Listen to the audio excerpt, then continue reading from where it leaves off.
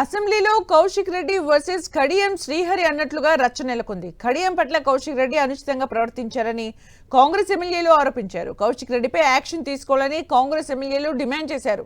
ముక్త కంఠంతో కౌశిక్ రెడ్డి తీరును నిరసించారు కాంగ్రెస్ ఎమ్మెల్యేలు.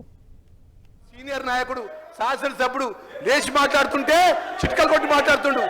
అధ్యక్ష, కౌశిక్ రెడ్డిపై తక్షణమే మీరు చర్య తీసుకోవాలి అధ్యక్ష. మా దళిత శాసనసభ్యుడు ఏలు పెట్టి నువ్వు ఎక్కడికి ఎట్లా మాట్లాడదా? ఇదా అధ్యక్ష? ఇదా మర్యాద అధ్యక్ష? గుండాగిరి చేస్తారా అధ్యక్ష మా దళితుల మీద? ఇంకా ఎన్ని రోజులు అధ్యక్ష మా మీద చేసేది? అధ్యక్ష, తక్షణమే ఆయన మాట్లాడిన మాట, ఆయన చేసినట్టు దాని మీద తక్షణమే చర్య తీసుకోవాలి అధ్యక్ష. మా దళిత ఎమ్మెల్యేపై ఏదైతే కౌశిక్ రెడ్డి మాట్లాడిన మాటల విషయంలో కూడా ఆయన మీద చర్య తీసుకోవాలని చెప్పి డిమాండ్ చేస్తున్నా అధ్యక్ష. మీరు గౌరవ కడేసియర్ గారి మీద ఇట్లా కత్తులు కూడా కోలాడాడుతాం బిడ్డ. కబర్దార్.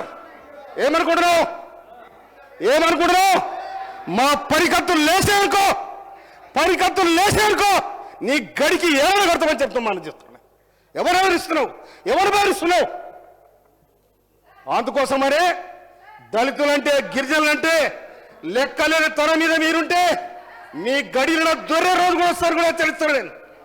అందుకోసమనే ఇమ్మీడియట్లీ అధ్యక్ష వాళ్ళు కడియం శ్రీహరి గారికి బేజాబ్తా క్షమాపణ చెప్పాలని డిమాండ్ చేస్తా ఉన్నా నేను. ఈరోజు మా మంత్రి అయితే సహించలేరు. మా సీతకి అవహేళన చేస్తారు, ఆమెను బాధపడతారు. ఈరోజు కడియం శ్రీహరి గారిని ఇష్టం వచ్చినట్టు ఈరోజు మీరు భయపెడుతున్నారు. ఏ రోజు ఆదివాసులు దళితులు ఈరోజు చట్టసభల్లో ఉంటే ఇదా మీ ఆచారం ఇదేనా? మీ సంస్కృతి ఏనా?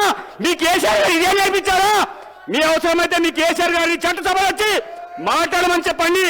మీరేదో ఇక్కడ వచ్చేసి ఇష్టారీతిగా మేము కొత్త సభ్యులుగా మేము మాట్లాడాలంటే మేము నిజంగా తలవంచుతున్నాం. ఈరోజు మా దళిత వారు శాసనసభ్యులు కడియం శ్రీహరి గారు 40 సంవత్సరాల రాజకీయ జీవితంలో మొట్టమొదటిసారిగా ఒక నిండు శాసనసభలో హత్య చేస్తామని చెప్పినటువంటి, చంపుతామని చెప్పేసి హావభావాల్ని ప్రకటించినటువంటి వ్యక్తిని ఈ శాసనసభ నుంచి శాశ్వతంగా సభ్యత్వాన్ని రద్దు చేయాలి.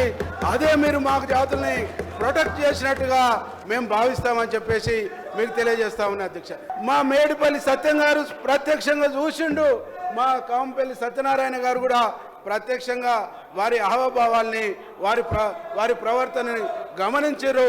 కాబట్టి మా సభ్యుని జరిగినటువంటి అవమానం, మా సభ్యుని మీద జరిగినటువంటి ఒక దుర్మార్గమైనటువంటి ప్రవర్తన, దీన్ని సభ్య సమాజం మొత్తం కూడా ఈరోజు సిగ్గుతో తలదించుకోవాల్సినటువంటి అంశం అధ్యక్ష.